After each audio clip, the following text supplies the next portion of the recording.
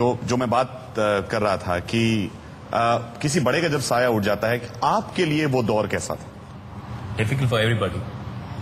ये very unfortunate, but I think my family again, मतलब मेरे बड़े भाई, my family, everybody for that, जिन लोगों ने जिस तरह से हमें सपोर्ट किया, हमारे अंकल आंटीज हैं, डैड साइड की फैमिली, मॉम साइड की फैमिली, सब लोगों ने हमें बहुत सपोर्ट किया। बट मोर देन दैट, आपकी जो अपनी फैमिली है वो आपको कितना सपोर्ट करती है वो ज्यादा मायने रखता है। मेरे लिए मेरी मॉम, मेरे बड़े भाई, मेरी बहन, मैं सबसे छोटा था, तो वो सब जानते थे कि सबसे ज्यादा अगर असर इसका, सब पे असर तो पड़ेगा ही, बट शायद इस पे ज्यादा असर पड़े। मैंने आज तक मेरे बड़े भाई को मेरे सामने रोते हुए नहीं देखा। Even when my father passed away, उनकी आंखें लाल थी, लेकिन मैंने कभी आंसू टपकते हुए मैंने नहीं देखा। उनका दुख दर्द वो लोग, और हमारे अंदर ये हमारी फैमिली में ही है शायद, कि हम लोग इतने एक्सप्रेसिव नहीं हैं। जो भी होता है हम अपने अंदर ही रखते हैं। मुझे मेरे भाई को, वो शायद मुझे मेरे बर्थडे पे विश भी नहीं करेगी, you know, but it's just in a family that we are not very expressive, so to say. मेरी मॉम को मैंने कभी नहीं देखा। उसके बाद मेरी बहन को हाँ मैंने देखा है कई बार, you know, she would break down and things like that.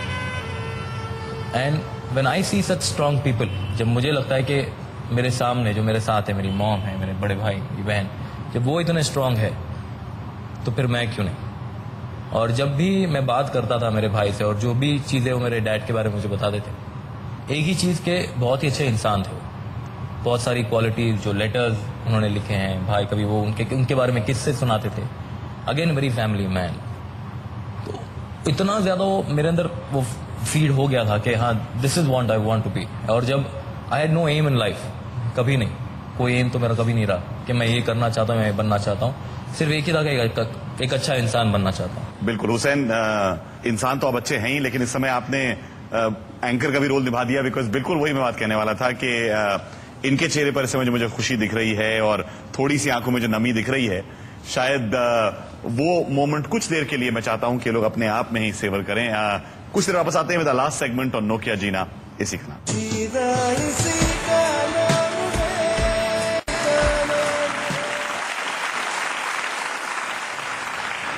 Welcome back to Nokia Jeena Isi Ka नाम है। मेरे साथ हुसैन यहां पर हैं, हमारा आखिरी सेगमेंट, और इसकी शुरुआत मैं करता हूं, कोई ऐसे व्यक्ति को बुलाता हूं जो इनके बड़े नजदीक हैं और जो इनको कुछ शाबाशी देना चाहते हैं। कौन है?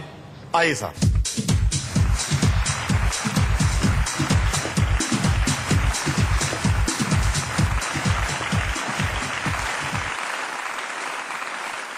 परवेज, बहुत बहुत शुक्रिया यहां पर आने के लिए। परवेज, ये क्या है? मतलब मैं सोचा था कि आप कुछ शाबाशी देने आ रहे हैं, लेकिन आप तो कुछ शाबाशी कुछ कर रहे हैं। क्या है? जी, हमारा बचपन है। अगर देखने जाए तो ये हमारी ओल्ड मेमोरीज, जो हम लोगों ने कम से कम 13-14 साल एक ही बिल्डिंग में गुजारा है। तो शाम को कुछ भी हो जाए, कहीं से भी लौट जाए वापस, स्कूल से या तो ट्यूशन से या तो कुछ भी, लेकिन एक चीज फिक्स्ड होता था कि गन्ना खाना है। हाँ, मतलब गन्ना इज देयर। क्रिकेट खेलो, कुछ भी खेलो, एग्जॉस्टेड हो गए, खाना खाया नहीं खाया, गन्ना खाना बहुत जरूरी है। और एक्चुअली बात बिल्कुल सही है। और एक चीज मैं इसके अंदर ऐड करना चाहूंगा कि हम लोग है ना, ज्यादातर क्या होता था वहां पे कि जब हम लोग गन्ना खरीदते थे तो वो छिलने के पैसे अलग लेता था। तो हम लोग क्या करते थे, पूरी लड़ी खरीद लेते थे, घर ले जाते थे, और फिर अब हुसैन बताएगा आपको हम किस तरीके से इसको खाते थे, वो भी तोड़ के, वो भी इस पैर पे। कैसे भाई, प्लीज मुझे बताएंगे। Yes, okay. और फिर इसको मतलब मुंह में छाले होने जाएंगे, क्योंकि अभी आदत नहीं रही है, वरना हम लोग को जैसे करते थे। हाँ, बिल्कुल।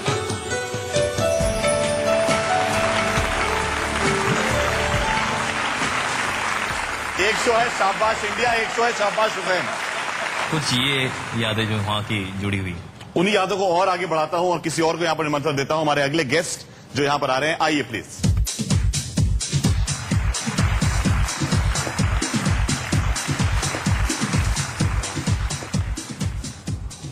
बहुत बहुत शुक्रिया आने के लिए। आइए प्लीज। इतनी चीजें हम लोगों ने सुन ली हैं, पर एक दो चीजें और बची होंगी अभी जो हमने नहीं सुनी। हमारी फैमिली बहुत बड़ी है और हम लोग बहुत नजदीक रहे हैं, क्योंकि एक ही बिल्डिंग में भी रहते थे।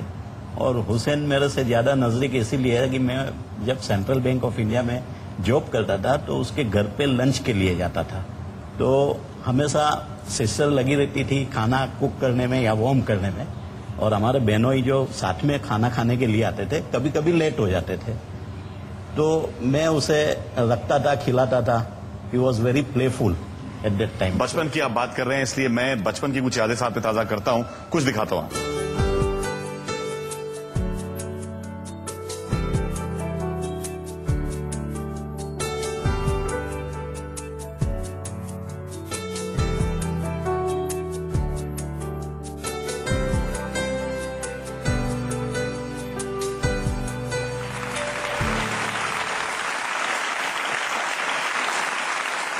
भोला बचपन। और बहुत लोग ऐसे भी होते हैं जो हंसी के नीचे बहुत कुछ छुपा जाते हैं। Yeah.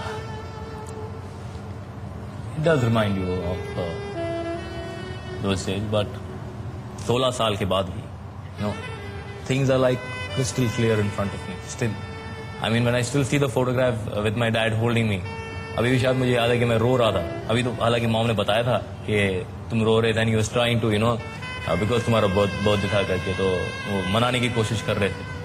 तो वो सारी भी, you know, you try and visualize कि अगर मैं रो रहा था तो किस तरह डैड ने विजुलाइज किया होगा। भाई ने बताया कि डैड ने, मुझे अभी तक याद है कि एक बार जब मैं नाराज भी हो गया था, तब जो बात भाई ने बताई वो बात मुझे डैड ने भी कही थी कि मत नाराज हो इतना, I might not see that. तो देन दोज वो पीछे चलते रहते हैं आपके बैक ऑफ माइंड। ये तो हमेशा होता है। इतनी लंबी जिंदगी में कुछ लम्हे और साथ में हैं, और उन लम्हों में मैं चाहता हूं कि एक लम्हा तो हर आदमी की जिंदगी में, इन्होंने बताया कि जब टीना से मिले, मुलाकात हुई, शादी हुई, तो उस वक्त भी कोई एक इम्पोर्टेंट हस्ती इनकी जिंदगी में आए थे।